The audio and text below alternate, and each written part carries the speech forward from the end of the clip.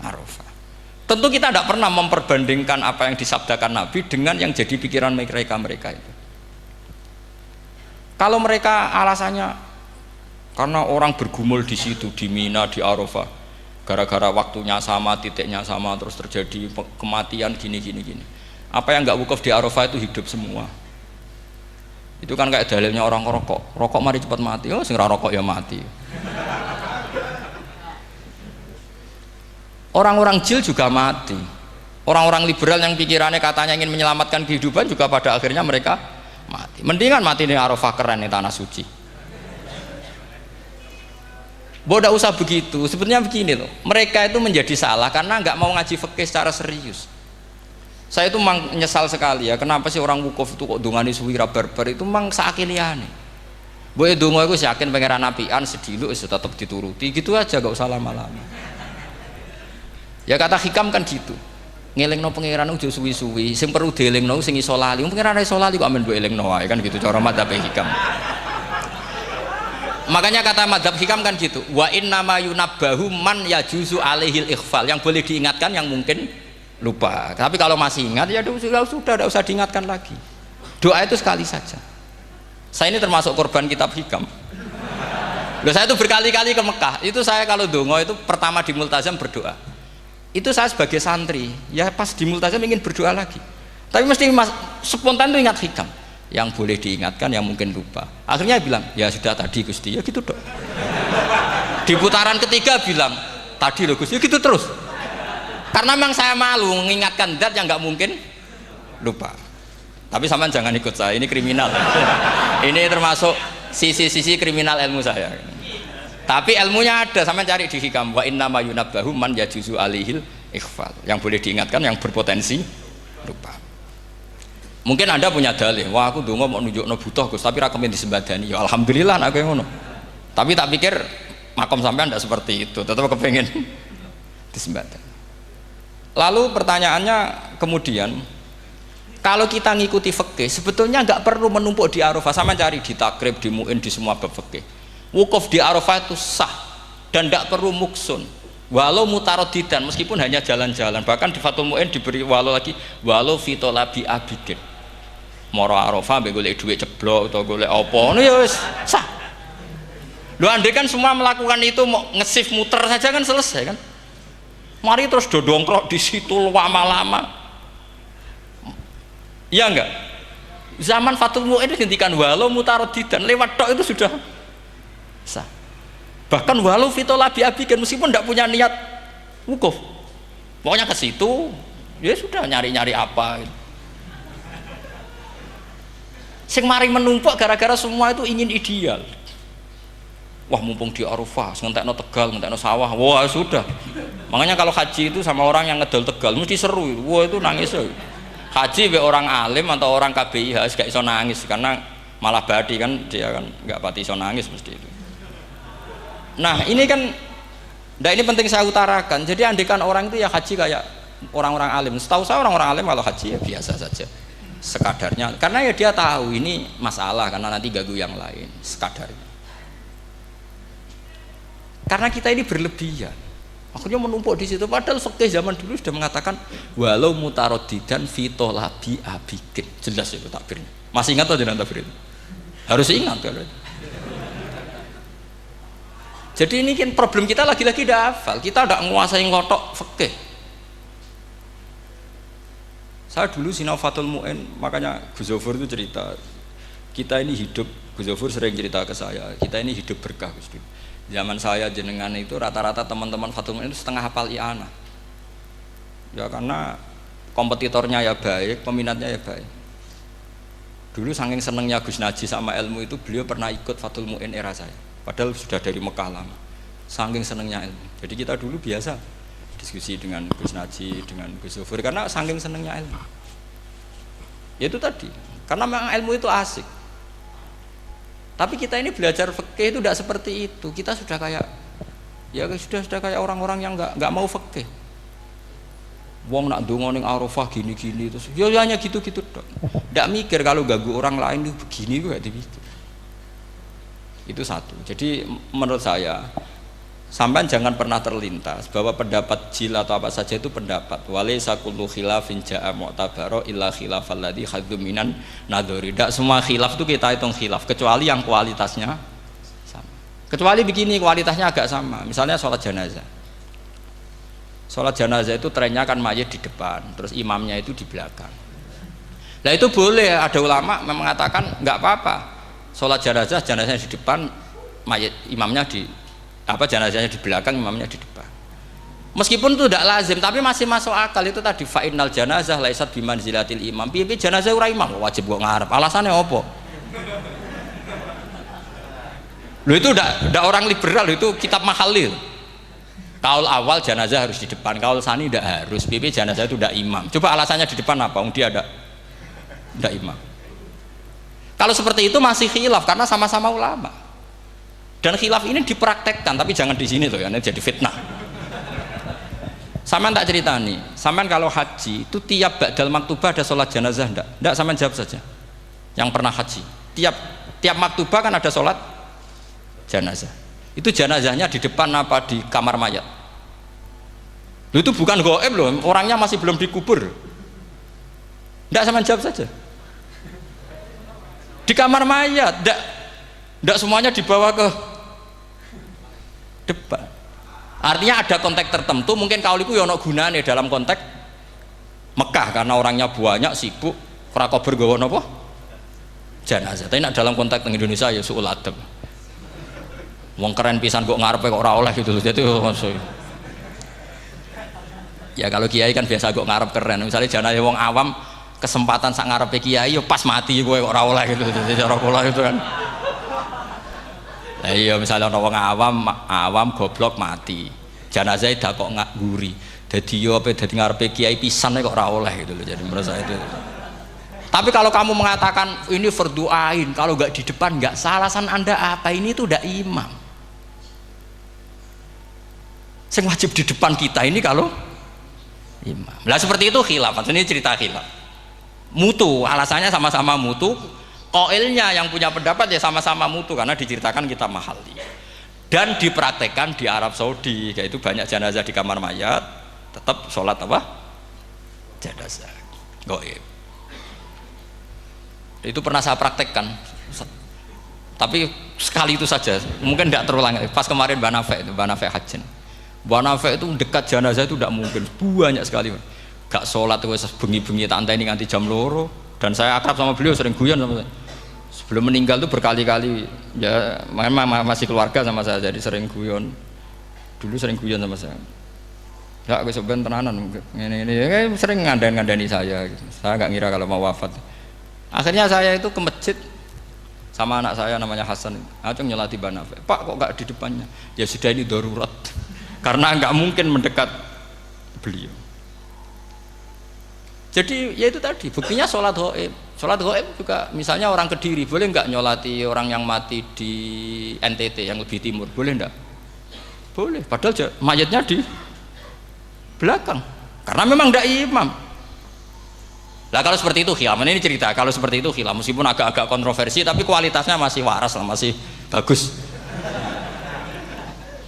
Sampai kalau nggak percaya cari di Mahalli di bab jenazah. Kalau Mahallinya ada di Qalyubi, tapi jelas saya yakin itu ada. Saya tidak donan yakin jangan. Kalau nu mulang, ya mulang terus tidak punya masalah ingatan. Jadi ingat betul kalau takbir itu ada. Gitu. Jadi saya ingat betul kalau takbir itu ada. Nah terus pertanyaan kedua dari Kang Anwar tadi itu memang problem ya. Tapi itu bisa diatasi lewat seni menulis. Biasanya kalau seorang penulis, apalagi di Indonesia itu kan gampang sekali. Kalau kata itu bisa bias atau majas kan bisa dikasih tanda kutip, dikasih tanda apa? Kutip. Itu memang nyata ya. Saya pernah berdebat berkali-kali lah. Saya kan satu tim ya dengan Pak Zaini, dia seorang profesor, juga pernah tanya Gus Wafi putrane Mbah Mun saat di Syria. Zaman itu saya Ramdan Al-Guti masih hidup. Saya itu punya komunitas dokter. Ini cerita nyata ya.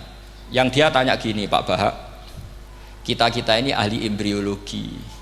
Dan tidak pernah ada ceritanya ada segumpal darah dalam proses embriologi. Yang ada itu sekian zigot yang berhasil nempel di dinding rahim itu nanti yang jadi janin. Jadi kalau kita ngaji ada segumpal darah itu menjadi aneh bagi kita karena proses itu udah ada. Ya saya jawab ya enteng saja. Ya kan yang bilang segumpal darah itu kiai kan tidak Quran. Makanya benar Kang Anwar tadi yang ngomong itu mufasirnya atau kiainya yang terjemah. Kalau Quran hanya bilang min alakin.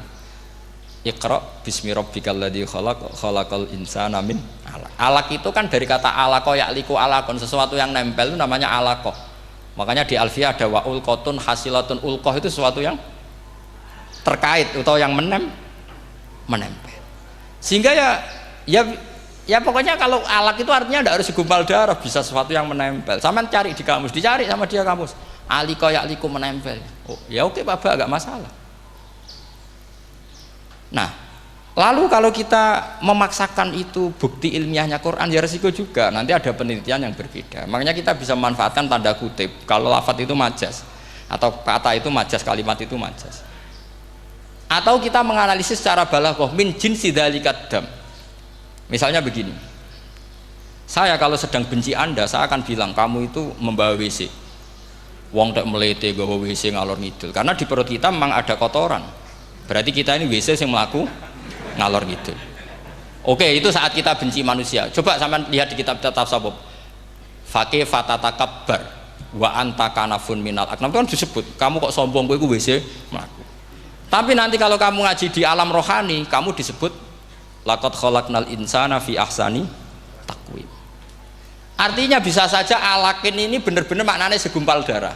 Tapi dalam konteks manusia, jenis kamu adalah jenis segumpal darah, bukan dalam proses embriologi mengalami segumpal darah. Kita masih bisa berkelit, asal kamu ilmunya banyak, hafalannya banyak, tetap bisa berkelit. Problemnya kadang kita tidak punya ilmu. Loh ya, ini kisah nyata ya. Jadi kemarin entah tanggal berapa saya lupa, itu kan Kemenak datang ke Yai, ke Mbah Mun, ke Gus Zofur. Di antara usul saya seperti itu. Mbok terjemah Kemenak, kalau yang terkait sain itu dikasih bahasa yang bias, karena nanti kalau tidak bias, ini nanti ada penelitian kelihatan Quran dianggap loh ya, dianggap salah. Sebenarnya salah yang terjemah. Atau kita yakin sesuai ilmiah, ternyata suatu saat ada penemuan yang berbeda. Kita bisa manfaatkan tadi seni menulis tadi, misalnya tanda kutip atau dipakai kata bias. Ya misalnya begini, contoh paling gampang tadi, misalnya kita bangga misalnya Quran terbukti benar ketika mengatakan baca ala bainahuma barzakha wa hijra mahjura, antara air tawar dan air laut itu ada pemisah. Kita mungkin ya setuju nyari-nyari ayat tentang Big Bang, tentang apa ledakan yang dahsyat. Tapi apapun itu teori itu bisa iya bisa tidak. Nah itu kita bisa manfaatkan tanda kutip. Atau seni pakai lughat. Saya beri contoh seni lughat begini. Keyakinan santri yang di sini, yang di kewegean sini. Makhluk itu yang terkenal kan 3. Manusia, jin, terus setan. Sudah kan 3 itu. Keyakinan sampean manusia dengan jin sama apa enggak? Beda kan, katanya beda. Terus jin dengan setan itu beda apa sama? Enggak, sampean jawab. Beda, rata-rata santri fikih bilang beda, karena jin itu bisa mukallaf, bisa sholat, bisa enggak. Kalau setan pasti enggak sholat. Tapi pecinta orang sholat dia, kalau orang sholat datang, penggemar dia, mau ganggu gitu. Nah sekarang pertanyaannya gini, lalu ketika para ulama mengatakan jin dan malaikat itu beda, jin dengan setan beda, tapi di Quran itu ada loh ayat fasajadu illa iblis kana minal jinni fafasaqa an amri rabbi. Jelas ayatnya di surat Isra kalau nggak salah tuh, kana minal jin, kana ono sopo iblis iku minal jinni. Padahal tadi Anda yakin iblis dan jin itu tidak sekategori, tapi ayat itu kana minal jin. Caranya gimana? Gampang, sama cari di tafsir Baghawi atau tafsir Ibnu Katsir. Caranya adalah dianalisis secara lughat. Sesuatu yang enggak kelihatan atau yang gelap disebut jannah. Misalnya malam, kata Quran apa? Falamma janna alaihi lailu ra'a kaukaba. Karena malam itu gelap disebut jannah. Orang yang gila karena masturul akli disebut majnun. Karena madatul kalimah sama-sama jinnun.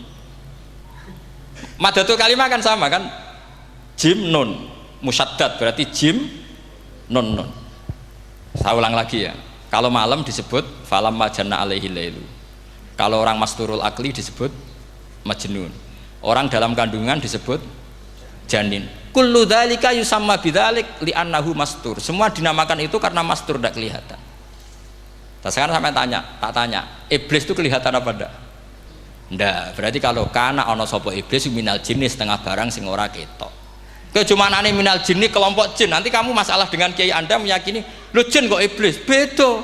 Jin itu iso ngaji. Ya gampang saja, kalau jin yang sakolen ya jin yang bisa Islam bisa kafir. Tapi kalau kata jin yang dalam ilah iblis, karena minal jinni minal masturin. Faham yang saya maksud? Tetap bisa ada solusinya. Makanya ngaji itu jangan hanya Ibnu Katsir. Ibnu Katsir itu beliau hanya menjawab lewat riwayat. Beliau jarang bermain di lafadz. Tapi kalau sampean ngaji kayak tafsir Baghawi, kayak tafsir apa itu, subhanallah, ya Baghawi terus Bedawi, itu nganalisnya sering pakai lafadz dan itu menjadi mudah. Misalnya lagi begini, sholat kita ini ya sholat yang muftatahatun bitakbir, muftatamatun bitaslim. Tapi kita secara lughat jelas as-sholat lughatan ad-du'a.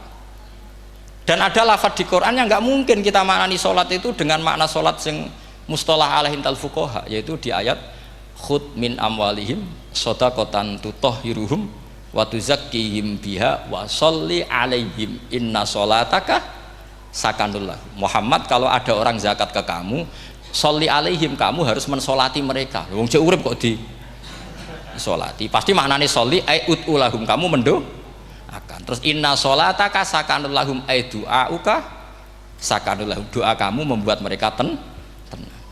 Faham sih kalau maksud?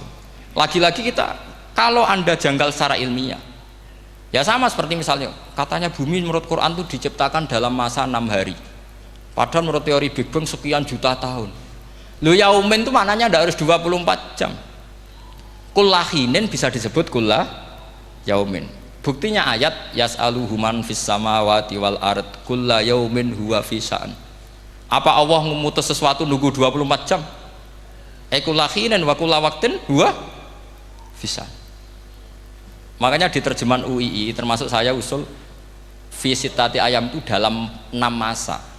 Karena kalau orang bilang hari, asumsinya itu 24 jam kali 6. Itu masih bisa, masih meskipun mungkin seperti itu, tapi ya mungkin tidak. Tapi kita masih bisa bermain kata gini, ku dinetralisir. Yaum maknanya khin. Napa maknanya napa? Khin. Kayak di apa? Yas'aluhu man fis samawati wal ardi kulla yaumin huwa fisa. Kayak di ayat lagi, limanil mulkul yaum. Allah tanya itu ketika di akhirat apa di dunia? Tidak, sama jawab. Di akhirat. Ketika nanti di akhirat Allah tanya, liman iku kedue sopo al mulku te kerajaan al yauma. Limanil mulkul yaum lillahil wahidil. Fa inna fil akhirah laisa hunaka yaumun wala hunaka sa'a wala hunaka misalnya arbaun wa isyruna sa. Di akhirat tidak ada 24 jam. Istilahnya Allah ya limanil mulkul yaum. Paham sih kalau maksud? Jadi lagi-lagi syaratnya hafal tadi. Nah, jadi artinya lafadz yaum dipakai di Quran berapa kali, konteksnya apa saja. Ya saya kira demikian. Mungkin kita anggap cekap ya, karena tadi apa, ini Jumatan terus tak pikir tanya itu ya saya yang tanya itu, karena itu tadi ya nggak apa-apa kalau masih ada yang tanya, tapi saya pikir ya itu tadilah yang saya utarakan. Saya kira cukup. Kalau ingin alim memang syaratnya harus hafal banyak, terus ya kalau ndak ya itu tadi harus orang sudah ndak ada semua, terus tinggal kita yang hidup, itu pasti kita alim sendiri itu. Ya pilihannya hanya itu. Tapi kalau ingin kompetisi masih gampang lah. Di Kediri banyak orang alim, di Rembang banyak, kan bisa. Cara Imam Bukhari al-luqi wal mu'asyarah, bisa sering ketemu lewat ngaji kilatan atau ngaji. Karena kiai banyak. Ada yang kiai fanatik khatam kilatan. Di sarang ya banyak, kados Gus Said itu ngaji butuh khatam. Khatam itu barokah, kan pernah mendengar sekian. Ada kiai yang senengannya yang penting faham. Ada kiai yang kebetulan nasibnya baik, ya faham ya khatam. Itu ada santri macam-macam, sementing khatam. Ya, ono sing penting faham, ono sing penting ya penting untuk barokah. Terus repot asane. Repot terus. Tapi yang penting itu saya mohon lah. Kalau orang lain tahu Quran lewat terjemah, kita kalau bisa jangan. Kita ini ngaji Jalalain, ngaji tafsir sawi, ngaji macam-macam. Saya itu kalau sinau tafsir itu tak ulang-ulang. Saya itu sampai lupa khatam jalan berapa kali itu sampai lupa. Karena itu tadi, setiap saya baca pasti nanti analisisnya beda. Tadi misalnya u'budu rabbakum. Kalau dalam konteks orang kafir jelas wahidu rabbakum karena mereka masih melakukan isyrak. Tapi kalau orang Islam dibilang cong kamu ibadah, dawimu alal ibadah karena sudah Islam. Itu Imam Suyuti tidak konsisten. Enggak konsistennya karena beliau orang alim. Ya Yuhannas kadang ditafsiri ahla Makkah. Memang saat itu konteksnya Makkah. Tapi dalam konteks Islam tentu wama arsalnaka illa kafatal lidasi basyira wa nadhira. Itu kan ulama. Kalau ingat asbabun nuzul ya Yuhannas jelas ahla Makkah. Tapi kalau ingat umumul Quran nas ya kullan nas, bukan harus ahla apa? Makkah. Makanya ada fi tafsirin qala ahla Makkah, wa fi tafsirin akhar dia bilang ayyan nas. Ini yang mengulang-ulang akan paham karena konteksnya apa? Beda. Lagi-lagi ya tadi harus hafal. Ayuhan nas dipakai Quran berapa kali? Konteksnya apa saja? Makanya Ibnu Abbas ketika ditanya bagaimana perbedaan ayat Makkiyah dan Madaniyah, beliau enteng jawab, biasanya kalau surat Makkiyah dimulai ya ayuhan nas karena mereka zaman itu masih kafir belum berstatus mukmin. Kalau di Madinah rata-rata khitab sudah ya ayyuhalladzina amanu karena di Madinah mayoritas sudah mukmin. Tetap memanfaatkan proses dialek dan itu mudah. Memang kalau kita neliti terus mudah. Maknanya mudah itu tidak sulit. Ya memang Nabi begitu. Loh, sampean kalau hafal hadis nanti akan ngomong seperti saya. Loh, itu otomatis. Mestinya begini, Nabi itu ditanya, ya Rasulullah, dulani ala amalin gini-gini, terus terakhir dia yudkhilunil jannah, yang bisa masukkan saya ke surga. Nabi jawabnya itu, inna dzalika yasir, itu gampang. Tapi terusannya yang nggak nguati alaman yassarahu wah. Oh itu gampang dong bagi wong sing digampangno pangeran. Orang kata Nabi, wah ini sulit, tidak semua orang masuk surga. Nabi jawabnya inna dzalika yasir, itu gampang. Tapi terusannya alaman yassarahu wah. Iya mengen Quran adatnya ya gitu. Inna dzalika ala wah yasir. Ya itu gampang. Bukan berarti kita nyepelekno, ndak, memang ya itu tadi. Sesuatu sulit itu kalau kita tidak tahu rumusnya, sebenarnya kita tahu, cuma tidak mau. Sampean tahu kalau rumusnya ingin alim tafsir harus hafal Quran, hafal hadis, pernah ngaji etkon, ngaji ini, tahu, tapi kan nggak mau. Akhirnya mau takut tok, carane ngalim piye Gus? Aslinya ngerti, nak carane iku ngerti. Geleme sing raga. Nah, itu kan gitu. Ini kebetulan kenyek kan ngomong fakta on biasa mawon, mboten kenyek.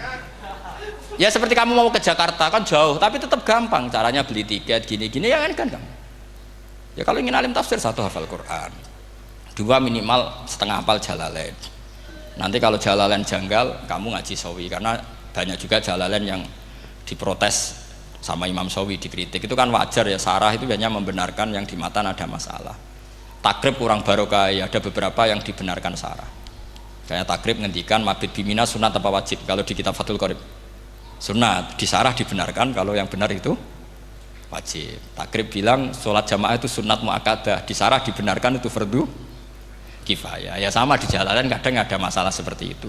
Imam Suyuti meyakini satu hal, sama sarah dibenarkan. Makanya ya Jalalain ya Sawi. Nanti setelah itu khatam semua, belajar tafsir Baghawi. Nanti kan alim sendiri. Apalagi di desa kamu tidak ada orang alim, wah hebat. Kak, kamu jangan hidup di sarang, di Lirboyo, di daerah-daerah, jangan hidup di Kuwagen, nyari daerah yang aman, aman dari kontrol maksudnya. Tapi yang jelas itu jawab dulu mudah. Kalau kamu menjawab sulit, kualat neraka sama. Iya bagaimanapun Quran disifati Allah walaqad yassarnal Qur'ana lidzikri fahal mim mudzakir. Makanya saya tadi ngomong, kalau Anda hafal seperti saya, pasti cara ngomong kayak saya. Kita mau ngomong Quran sulit tidak mungkin. Kita ini ingat kalau Allah mensifati Quran walaqad yassarnal Qur'ana. Fakaifa wasafahu wa bil yusri wa anta taqulu bil usri. Bagaimana Allah mengatakan yusrun kemudian Anda mengatakan usr. Neraka sama bantah pangeran. Atau gini, kalau terpaksa muni sulit Gus, tapi sementara ini pokoknya tambahi gitu lah, nanti ya masih sulit, tapi ya bisa saja tidak sulit. Karena tadi bukti kalau Quran mudah, orang kafir ketika dibacakan yang nangis banyak. Raja Najasyi sebelum Islam dibacakan surat oleh Ja'far bin Abi Thalib nangis. Inna hadza wa manazala ala Musa lamin miskatin wahidah. Ini dengan Taurat pasti dari pintu yang sama, dari nur yang sama. Miskat itu nur. Faham nangis sampai wa idza sami'u. Sami'u itu belum Islam loh ketika itu. Wa idza sami'u ma unzila ilar rasuli taro a'yunahum tafidu minad dam'i mimma arafu minal haq lagi yaquluna rabbana amanna. Artinya fahimu khina kanu fil kufr. Mereka faham ketika masih kafir. Karena muyassar, Quran itu muyassar. Faqih fala tafham. Wa anta tata alam kutuba kadza wa kadza wa takhtimu kutuba kadza kadza. Kok ijek kadza. Ada entek kadane. Ini bukan kritik, ini pelurusan. Sampeyan jangan sensitif kok cah wedok yang kandhani sensitif mutung. Ini pelurusan. Jelas Quran disifati walaqad yassarnal qur'ana lidzikri fahal mim muddakir. Dan itu nyata, saya ulang lagi itu nyata. Sampai yang saya ceritakan di makalah ini ada orang Bedui, ada seorang khotib khutbah, fawarabbis sama'i wal ardi innahu lahaqqum mithama annakum tantikun. Arabinya tanya sama Pak Khotib, itu kan artinya kan demi Tuhannya langit dan bumi. Si Arabi tanya Pak Khotib, yang bikin murka Allah itu siapa? Kok sampai Allah terpaksa sumpah? Karena si Arabi tahu orang sampai sumpah itu pasti karena tersinggung. Kalau nggak tersinggung ngapain Anda sumpah? Dalam kehidupan sehari-hari kalau kita sampai sumpah itu karena tersinggung. Kita ditagih orang bisa sesuk tak sahur, ditagih lagi bilang kita tak sahur. Nah, serah percaya banget, wallahi sesuk tak sahur. Kalau orang sumpah itu karena tersinggung. Ternyata betul. Sampai cek di Quran. Kalau Allah memulai surat dengan sumpah, pasti terusannya Allah itu duka atau marah karena sumpah itu untuk yang tersinggung. Makanya di Balaghah diterangkan kalau kaidah normal, kondisi normal kamu harus bilang Zaidun qaimun.